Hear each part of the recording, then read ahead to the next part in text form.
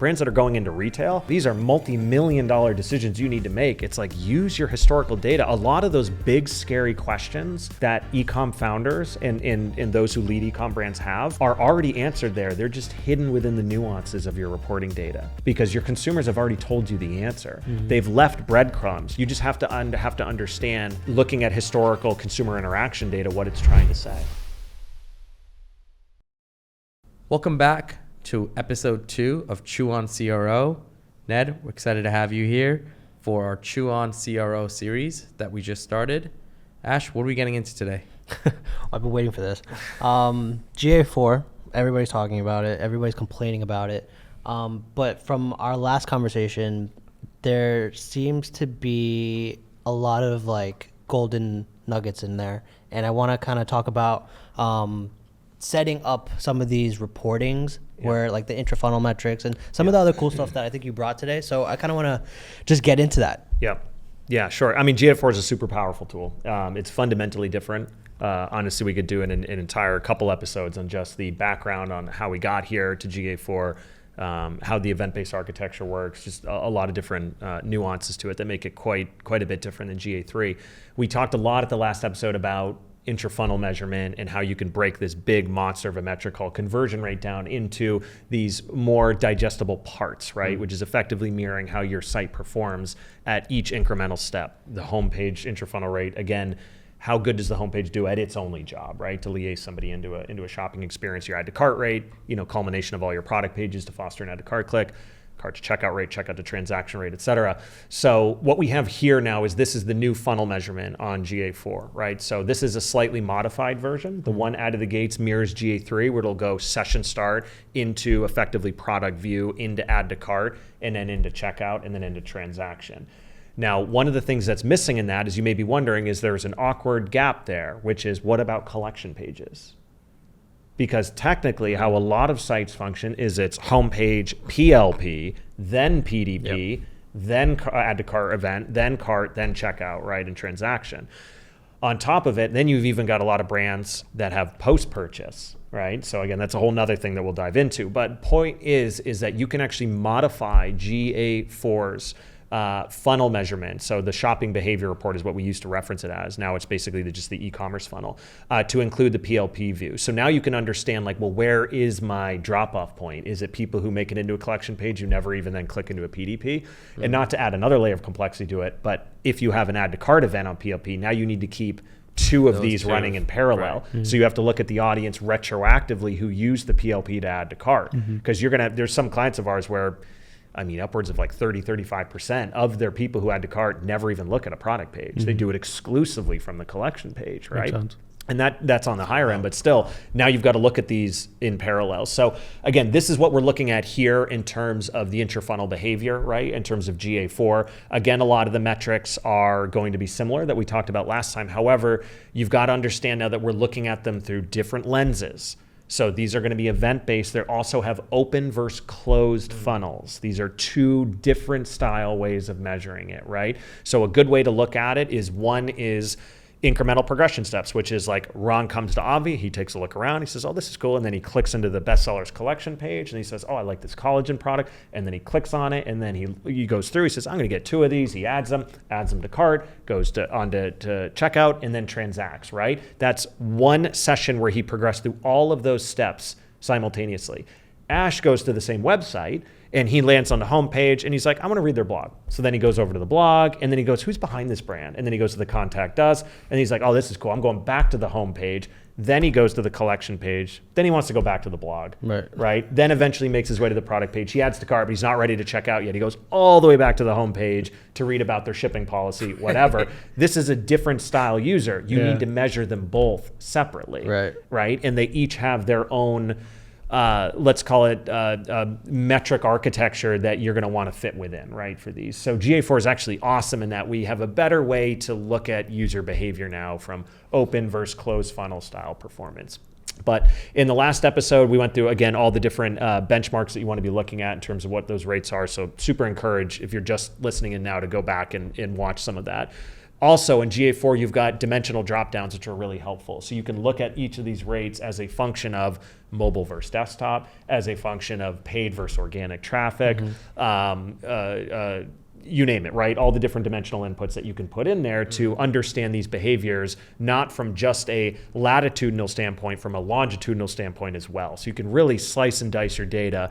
And all of this is great because what you're looking for, again, and the whole point of this is an anomalous data point. Yeah. You're looking for an outlier. You're looking for that like whack-a-mole, right? Where you're like, that's out of line. That metric is either way overperforming than we would have expected or way underperforming or just bucks the trend, and there's gold behind that. That's where you find optimization. So you find those metrics first. So yes, I know GA4 can definitely be frustrating. On some respects, it is, especially if you haven't set it up to be e-commerce centric. A lot of people will note that like when you first dive in there, there's a lot of terminology, daily active user, weekly active user, in-app purchases, screens. These aren't e-commerce things. It's like, this isn't e-commerce stuff. That's mobile app stuff. That's native application or just general app stuff. And that's mainly because that's what GA4 was built on, right? Which is Firebase. So at the end of the day, it's not the same thing as GA3 at the end of the day. So what that means is you do, when you set up GA4, have to make it e-commerce centric. You have to overhaul reports. As an example, you're not going to see e-commerce conversion rate out of the box. You actually have to go tell it to tell you that via the report editing tools. So all that being said, this is an example of your intrafunnel report. Again, you can still derive a ton of insight and a ton of information from it. And again, the most important thing is to identify where you and your team need to be focusing on today, or proverbially speaking, in order to drive move the needle. I'm going to go back for 1 second. Yeah, of course. Are there certain industries, because we have viewers from all different types of industries, are there any anomalies where in this industry, because you guys have hundreds of clients from different industries, where you're like, this doesn't always apply, or if this is a little bit higher than usual, it's okay? Just to call out, again, most people follow a baseline. Sure. But are there a few that are like, hey, well, if you're in this, it's maybe an anomaly? Yeah. So one is, and we spoke about in the last episode, is fashion index is way higher on the add to cart rate. So the general rates were always like 12 to 18%. And then as an example, fashion will be 15 to 23, even as high as 25. Some of the big time brands will be getting to the low 30s. Like crazy high. Yeah, you see some, crazy, because a lot of brands are looking at 8, 9, 10, 11, 12, right? That being said, they have other areas where they're problematic, right? They tend to suffer quite a bit more on the checkout page, quite a bit more on the cart to checkout. It's more of just a typical browsing audience, right? We talked about this one before. So they are more than happy to add things to cart, little less inclined to go all the way through the purchase event. Whereas on a brand like Avi, as an example, they're not creating a wish list out of their cart. Right. If they're adding to cart, there is a discernibly higher intention to follow through with the transaction, which is why your guys' CTC and checkout rates, cart to checkout and checkout rates, tend to index higher, right? Even though the add to cart rate would be lower than, for instance, like a fashion brand. Right. So there's that. Then of course there's the inverse relationship with average order value. It's absolutely true, but I want to hammer on this one for just a second, because a lot of times I'll find people will use that as a cop out. They'll be like, yeah, but we're a super high AOV brand, and they'll use that as an excuse to have a 2% add to cart rate. And it's like, I don't care what your AOV is, you know what I mean? Unless it's like 10 call grand. Them out. Yeah, but it's like, you should still be higher. I am fully in agreement with them that if you've got a $400, $500, $600, $700 AOV, you're not going to be pulling an 18% add to cart rate. Right, that being said, 2% is unacceptable, right? So you kind of do have to move the goalposts a little bit based on some of those variables. And then of course there's a myriad of exogenous variables that come in, not the least of which is, this is a big one, right? But like macroeconomic trends, if people are facing macroeconomic headwinds, the economy, inflation, all that goes into people's buying behavior, but also time of year. Are you a sunglasses brand that has very clear seasonality, right? So there's seasonality specific elements to this where you will see these metrics fluctuate based on time of year, even time of month. We have one client, fascinating. Their product has two very discernible consumers who buy. One is a corporate buyer, like very clear for the corporate office, literally. And the other one is a at-home weekend warrior kind of buyer, right? Without giving away too much about what they sell. And they have, like clockwork, the metrics almost at like midnight on a Friday completely shift. And there's the weekend performance and there's the weekday performance. And they're two completely different people, right, buying their product. And it's fascinating to watch. So it's almost like even in that case, even on a weekly basis, day of week basis, the metrics and where you should be at and where they're at have different measurement levels. So you also, That's so interesting. yeah, it's fascinating, right? Now they're a big brand, right? I mean, they Right. probably do it 80, 90, maybe 100 mil, something like that Yeah. annually now on their site. So we can see these trends. If you're a much smaller brand, you won't see this as clearly. Right. But it's the case. And so, again, it's not meant to be a cop-out, nor is it meant to throw more complexity into this. It's just meant to be aware of, understand where your brand lies on all these different vectors, so to speak, right? And some of them will carry more or less weight based on their influence on different intrafunnel behaviors. But that still puts you in the same boat, which is identify a metric that's underperforming or that's overperforming opportunistic, and run that experimentation and get it moving, you know? Yeah. So another report I want to talk to, I think this is one of the most underutilized reports in GA4, is when you go into the e-commerce purchases report, assuming you have it set up right, a lot of brands don't, you're going to see this new scatter plot graph effectively that they show. What I love about it is it creates a relational understanding of product market fit. Now, the cool thing about it is you could have produced this type of report with GA3 data, but they do it for you in GA4, and at least the visualization answers a lot of questions. So what you're seeing here is on the scatter plot, if you were to, on the x-axis first, is you're looking at basically the view rate, right? How many times the product's been viewed. And when you're looking at the y-axis, in this case, you're looking at the add to cart. So you basically are creating a plot graph of all your products to say, based on how many times they were viewed, how many times they added to cart, and you start to see based on where they lie on that diagonal center point, right? Moving through basically the upper right quadrant here, you can see if they're to the left and above of that diagonal line, that means the add to cart rate per product is considerably higher than the average. If it's the opposite, where they're below that line, then to get the same number of add to carts, you need to juice the view rate. In other words, it's not as attractive. So you can infer a ton of meaning out of this, not the least of which is answer a very difficult question, which is merchandising. What product do you position first on your ads, on your hero?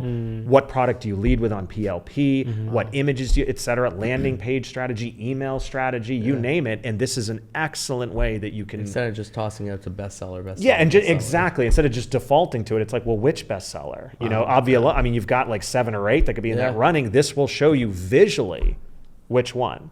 So it can really be levered. At the same time, you can also then ask questions of this. So you could be like, you know, products XYZ, et cetera, we get a ton of views on that, but the add to cart rate's low. And it's like, okay, well, let's not just throw it under the bus and say it's not. Is there an answer why? Maybe we've got some native advertising going to it that drives the rate down, right? Maybe that is the product that we position in front of prospective media potential users, right? So on Meta, as an example, who are notoriously harder to convert than, say, retargeting. Right. So you got to also look at this and make sure you take it with a grain of salt to understand what you're looking at. But bottom line is this really gives you a ton of insight in terms of product merchandising and also where problems may lie. Right? Where problems may lie. I've seen a couple brands where their hero product did considerably worse on this than they expected it to.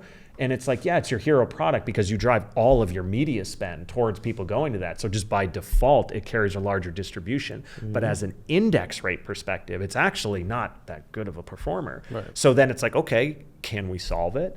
Let's take a hard look at the landing event or the PDP or whatever. Maybe we need better infographics. Maybe we need better iconography. Maybe we just need better copy experimentation to be more clear and straightforward about what the value prop is. Maybe it's a pricing issue. But this is an excellent chart. Not enough people use this to start to identify broader questions that you likely have. And so, this is just a great report.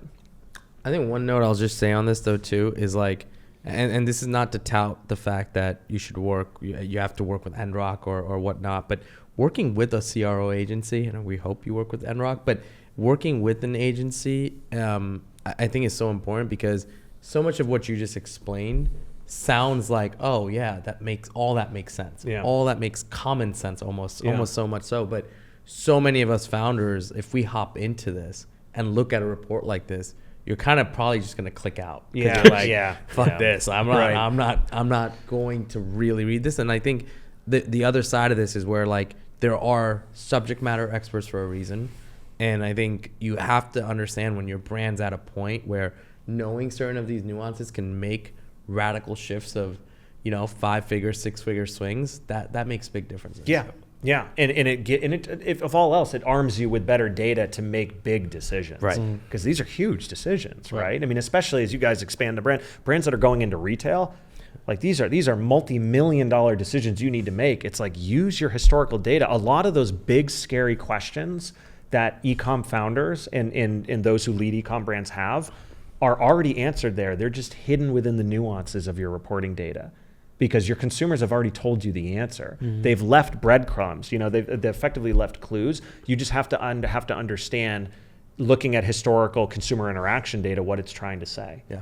Okay, so another really interesting report to look at, and this is going to pull from both GA3 and GA4, you can do this effectively in both, is there's a classic example I find where brands maybe have a very high 0-day conversion rate, but it requires multiple visits. So what does that mean? Well, the first thing to talk about there is, what do I mean when I say like 0-day conversion rate?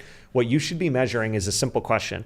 Of those people who buy, how long does it take them to purchase from when they first visit your website? Is it in the first 24 hours, or are they researchers? Is it within the first 3 days, 7 days? And based on where you lie, as you example can see here, very heavily attributed towards 0-day. In this case, they've got over 70% of their transactions come from people who will buy within 24 hours of when they first visit the website. Okay, so that in and of itself tells us a lot, but then take a look at this. Now we look at the same style report, but now we're gonna look at it through the lens of how many times did they have to visit the website, agnostic to time. And what do we see? 36% buy on their first visit.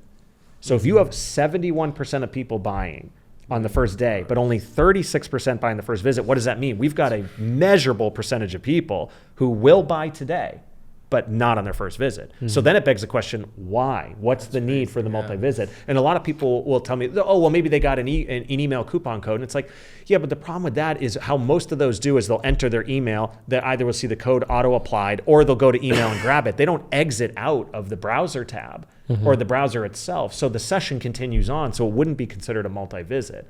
Right? And they usually don't click from the email back into the site that they already have open, as an example. So this is true abandonment rate. Here's one explanation for it that's very common, is the Amazon effect. So they see one of your ads, they're psyched, they come to the site, they're convinced, get them to the product page, they're ready to go, and what do? They go to Amazon, not to necessarily see if they can get it cheaper. Why? Because they trust the shipping. Well, the reviews too, but they trust the shipping. Yeah, that's true. Because Amazon has invested an untold of amount of money to basically say, hey, Ash, if you order today, you'll have it by tomorrow. Or how about this? Forget the tomorrow thing. They'll just tell you when you'll have it by. So you have a degree of confidence there. If you have a site where you're just, again, we talked about this in the last episode, leaving it open-ended as to when users can get it, you're leaving yourself open for this type of attrition rate. Because users want, I mean, let's be honest, they want it now. And especially if you're dealing with a product that involves looking better, looking younger, and by looking better, that includes like weight loss as an example, or anything relating to like making more money, those are the three big vanity pillars, then people want it yesterday. Once you sell them on it, it's not like, oh yeah, I look forward to getting it. It's like, when, I mean, you've seen like customer service inquiries, when am I gonna get this? They're clawing for the product, right? So keep this in mind, that people are majorly cognizant on how quickly they can get it. And that is obviously the downfall to any e-commerce purchase, is it's not in front of you. You're buying it online, right? Hence the point of it. So this is an example of a report that I rarely find founders or e-com leads dive into to understand the nuances as to maybe why people are abandoning, if this is even happening for you. So here's a good example of one. And again, many reasons this could be, but this is a classic Amazon effect. With cookies being the way that they are, like, how accurate is this? Like, does day zero have a lot more data under it, just because, like, let's say I saw an ad 2 weeks ago, right? And like tried another browser or like I saw the ad on Facebook and then I went to Safari and then I went and bought, right? Like 2 weeks later. Does that count me as like a day zero purchase? So if what GA4 is going to be able to measure cross-device, or does measure cross-device much better than GA3 did. So in that case, no, those could be looked at as different. So you always want to take some of this data with some of those limitations in mind. The biggest takeaway, though, is the comparison. That's what I'm trying to necessarily get at. It's the comparison between the two. Because when you have a comparison this dramatic, even if you do have some of that coming into play, at the end of the day, it's still going to be a major delta there where you've got people leaving the site. But the point is with GA4, you should be able to have, with Signal, you should be able to have cross-device tracking. So if it's the classic, hey, you're on the way from home from work, you get an ad on your phone, you're like, this is great, I'm buying this. And then you hop on the computer when you get home to do it. They should still be able to understand that user and sync that across the devices, right? And if you haven't set this up in GA4, you can in the back end to do this, right? So again, like all things Google, keep in mind, this is not row level data. Right? So you always want to take some of GA reports. That being said, when you see deltas like this dramatic between 71 and 36, I can tell you right now there's a major abandonment rate there going on. Yeah, absolutely. But you bring up a good point. Again, back to all this, everything's contextual. And you have to look at it not only through the landscape of your brand and your trends and seasonality and all that fun stuff, but also what's going on in the macro analytics, let's call it, environment as to what is measured, what is not measured. And I challenge everybody, challenge this. Challenge these things I'm recommending. Everything I'm saying should absolutely be challenged, and I love it, right? You should. So challenge this and say, you know what? I like that. That's not how it works with our brand. And here's why. Because we have a specific flow where you have, for whatever reason, to leave the website to go get this thing and then you come back. Or we have a redirect of some sort and we know it. Okay, great.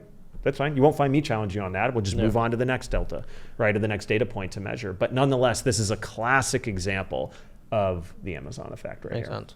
Okay. Okay, so here's another big one that I want to dive into is demographic distribution analysis. So this is especially pertinent to what you do on the pre-click side, is a lot of brands don't really look at who am I attracting to the site and compare that to who purchases.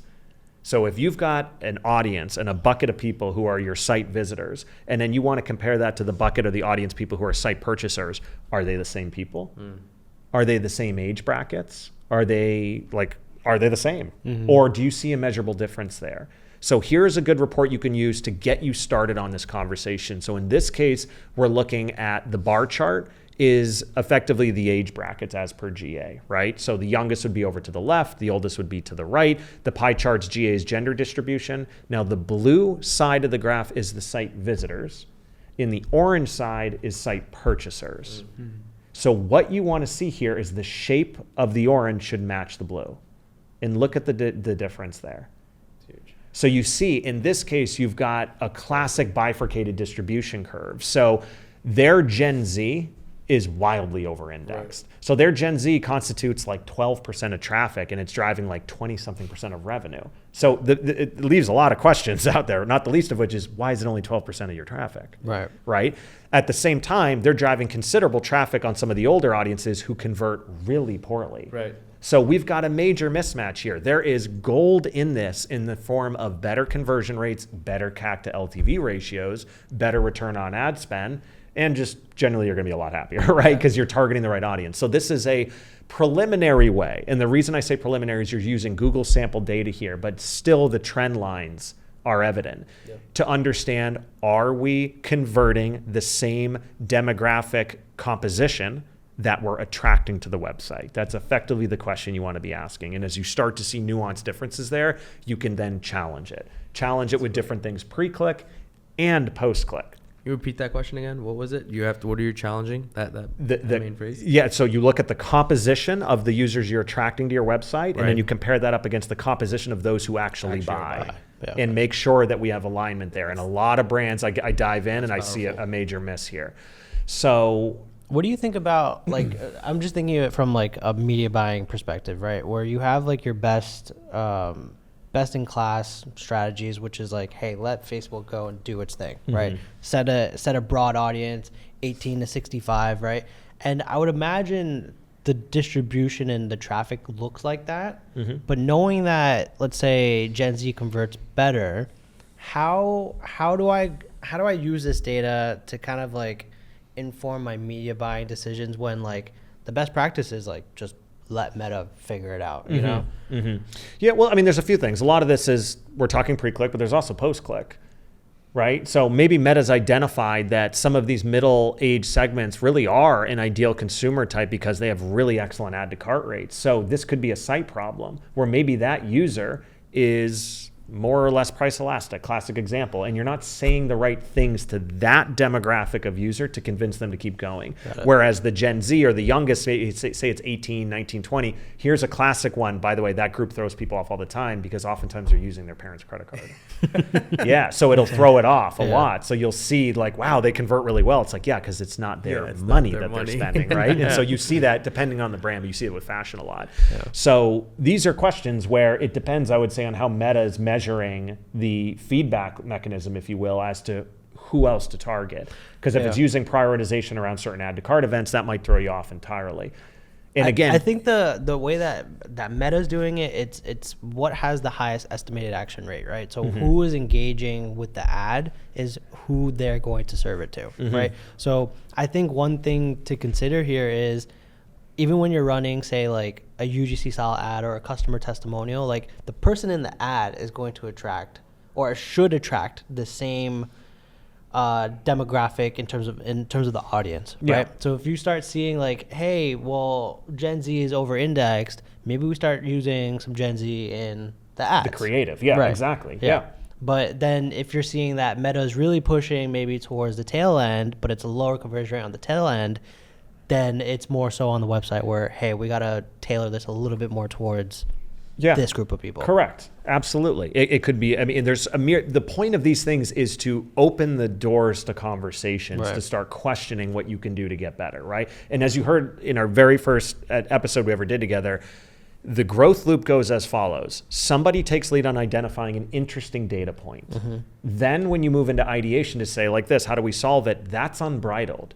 Everybody participates. The media buyer, the CEO, the advisor, the customer, the agencies, strangers, like you name it. Everybody participates on it. And therefore, that gives you the best opportunity to have non-subjectivity in the idea, or else you fall into the hippo syndrome, right? The highest paid person in the room's opinion, right? Classic pitfall. But you basically make sure that everyone has different opinion. And then what you'll do is you'll find someone's idea that you'd be like, you know what, I didn't think of it like that. That's an interesting idea. Maybe that's what it is. And to Ron's point from last episode, just keep going. Just keep experimenting with it. If that idea didn't do it, okay, now we know it wasn't that. So you keep testing it. So you bring up a very good point. So in this brand's case, honestly, you'd have to talk to their media buyer about what they're doing. Maybe they're not, right, doing any sort of, on Meta's perspective, they maybe aren't leaving it up to the devices of Meta to actually target the individuals properly. They might be doing this too manually. Let's assume they are, though, doing it exactly what you're saying. Okay, well, it's something else. Because it's very clear, as you can see, the differences here. So nonetheless, again, it's meant to open the door to experimentation and opportunity to ideate on what a solution could be. Makes sense. Yeah. I mean, this whole episode was full of chews, but if you had to pick one thing for the audience to kind of chew on and take back to the business today, what would that be? I would say learn how to measure and make sure you're understanding the composition of those users who come to your website and compare that to the composition of those users who buy from your website. Yeah, I didn't even know you could do that. Yeah. So we need to chew on I'm that. I'm gonna go chew on that right now. That's awesome. If you want more from us, follow us on Twitter, follow us on Instagram, follow us on TikTok, and check out the website chewonthis.io.